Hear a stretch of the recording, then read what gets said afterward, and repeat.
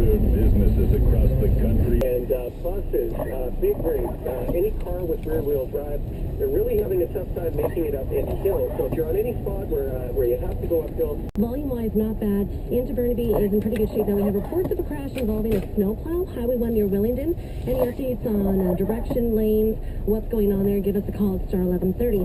Alex Fraser Bridge, volume-wise, not bad. Same thing trying to get into Richmond, Burnaby, and Vancouver. A slow go still. So that end of the morning rush and slick conditions. Hills are not a good place to be right now.